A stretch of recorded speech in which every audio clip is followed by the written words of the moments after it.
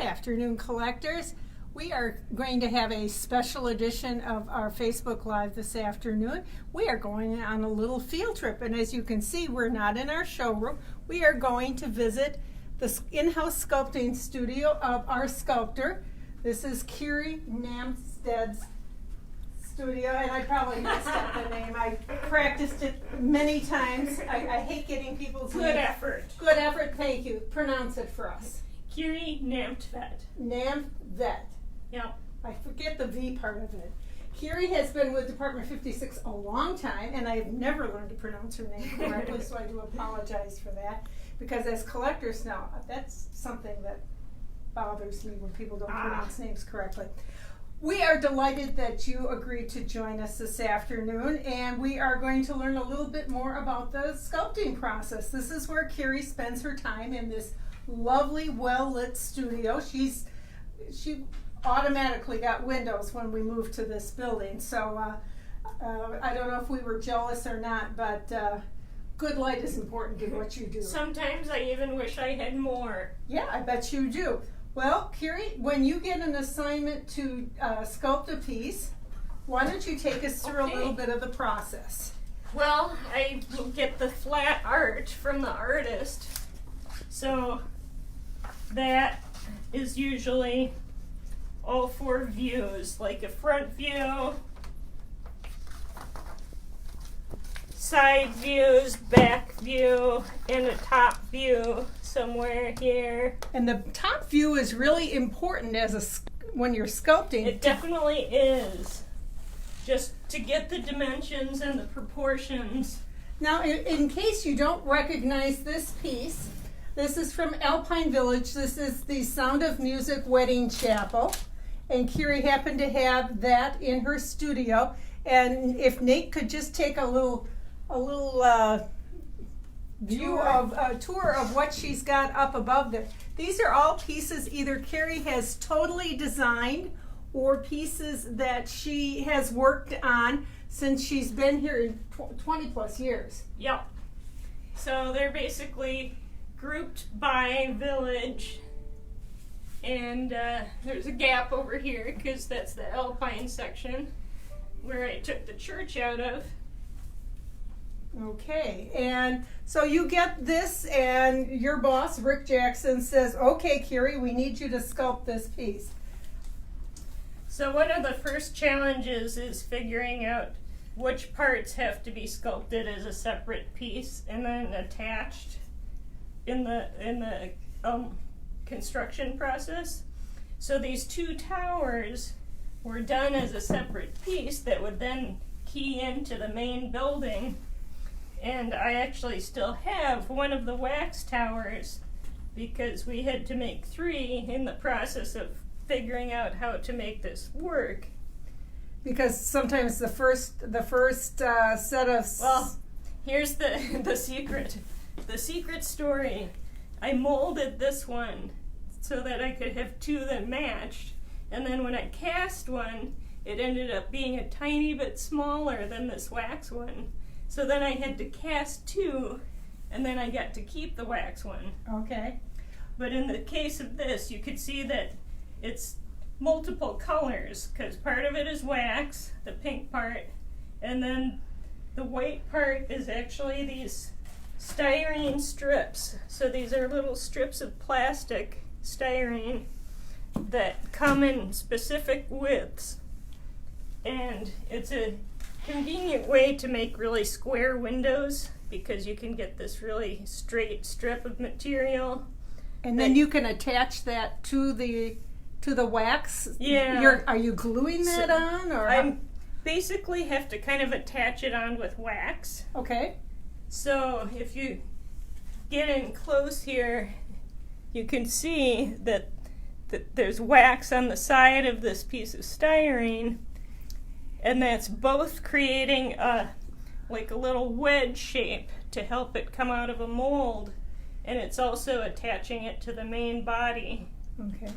So I had to melt that wax onto there to hold it all together.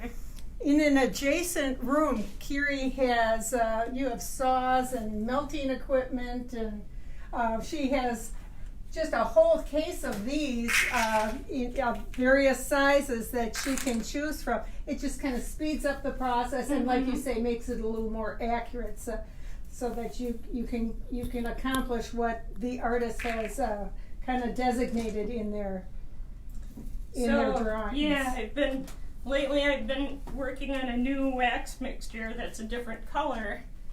So I have chips of And the that's wax. how it comes. It doesn't order come it like this. It doesn't come like this. So I have to melt these in a giant crock pot, basically. And then I add some of these. This is carnauba wax. So I melt in some of this also because it affects how this carves. Okay. So you can't just look online and say, I want sculpting wax. You No. have to kind of, you've had to learn by It's process of an error. specialized. Yeah.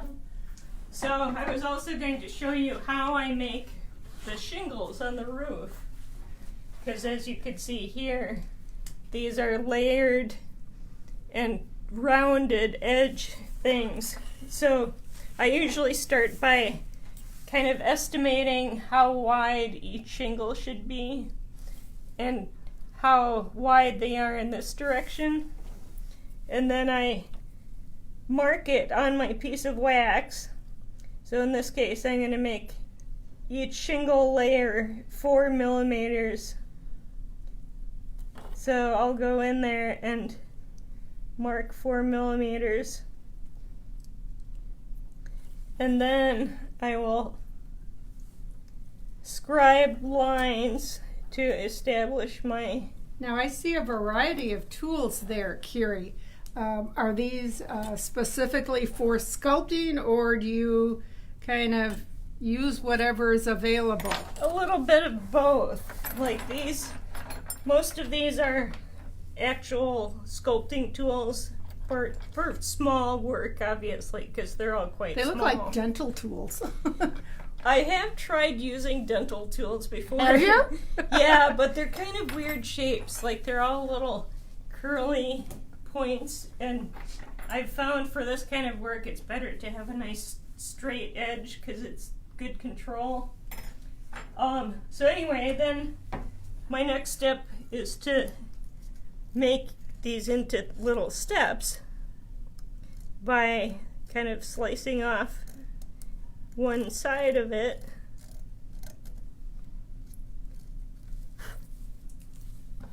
Oh, look at that. And then I can also use this tool to smooth out these stepped surfaces. So there's some good light on the subject. And then my next step after that is to measure the width of these. I'm going to make them 5 millimeters wide. This ruler is a little used up. So precision is really important in the sculpting It is process. totally important. It's really painstaking. So then, in order to make like my offset shingles, I can go in and make my second row offset from the first row, and then the third row offset again.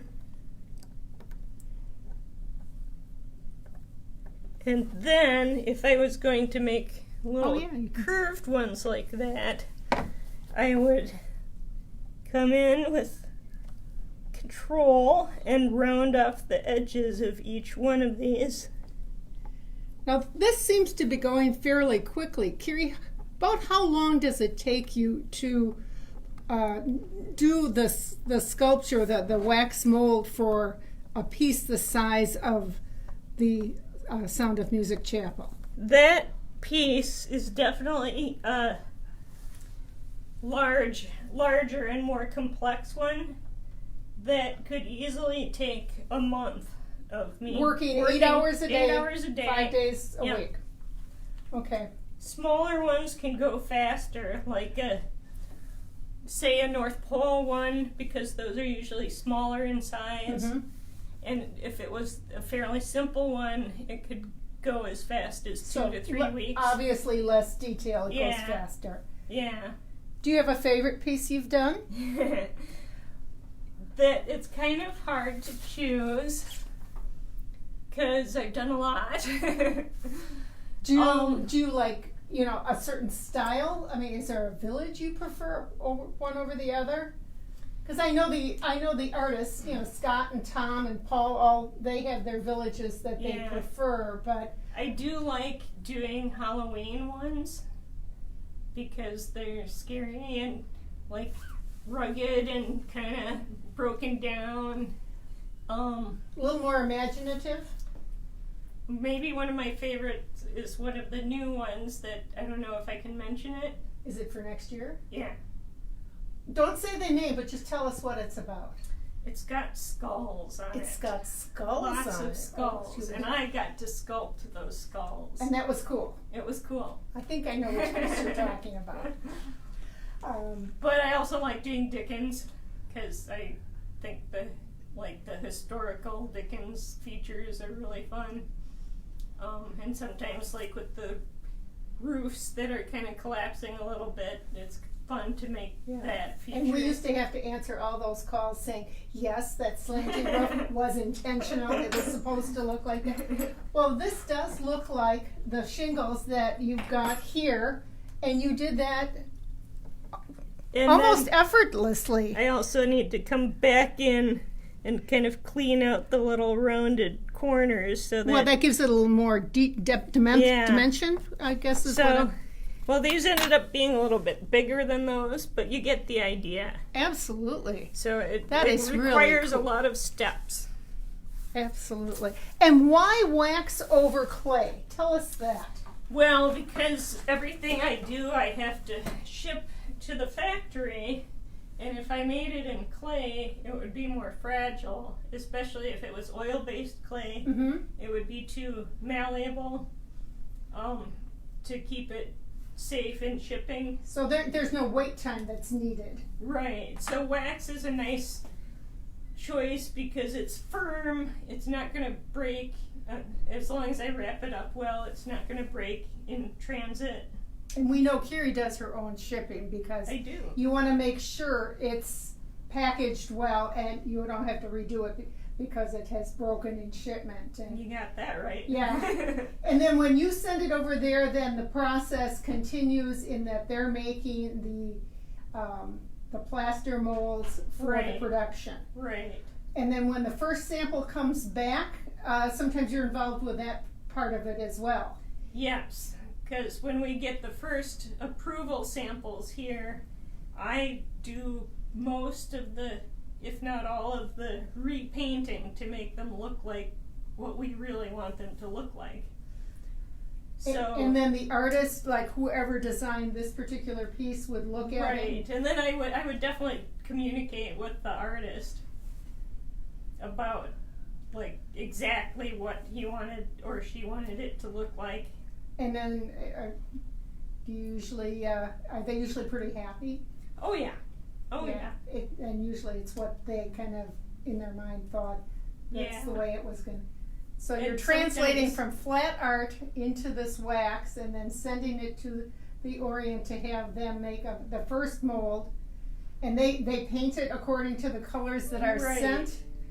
They paint it according to the art, but I think they don't try too hard the first time around because they know we're going to like tweak it to So make it perfect. there are more tweaks as far as the painting than the sculpting?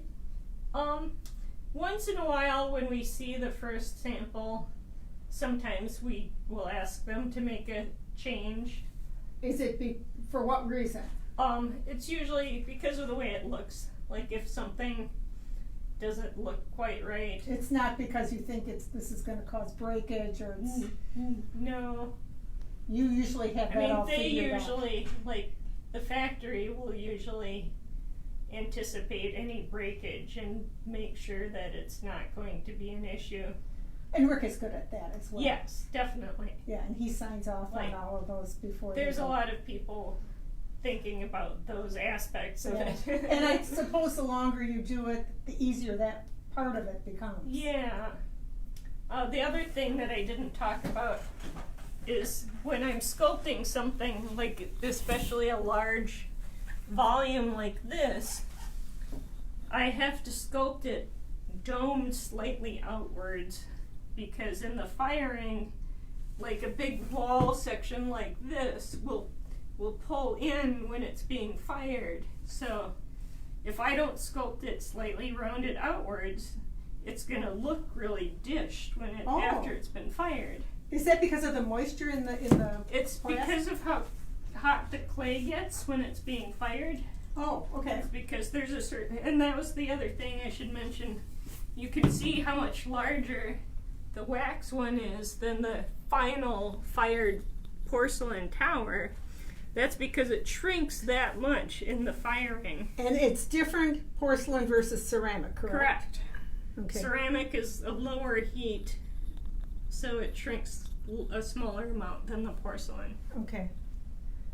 Well, this has been very, very interesting. Nate, are there any questions that Kiri can answer? You covered all of them that have been asked. Yeah. Really? Mm-hmm. Excellent. Well, I really appreciate this. When we had Rick on a couple of weeks ago, I thought, now what's the next field trip we can take? And Kiri was delighted to do this for us. A couple of last minute things that I want to mention. This weekend is one of the 3 opportunities that collectors will have, and I bet you sculpted this one, Kiri.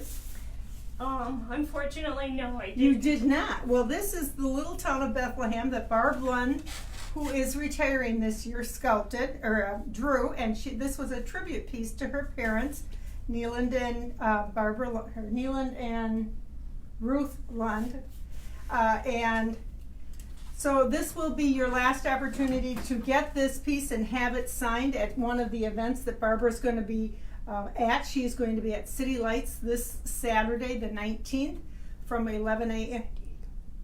City Lights in San Diego. In San Diego, Yeah. California. Thank you, Nate. I just assume everybody knows where City Lights is. I bet you didn't know where City Lights was. I vaguely They, knew. yeah, I bet you've heard the name before.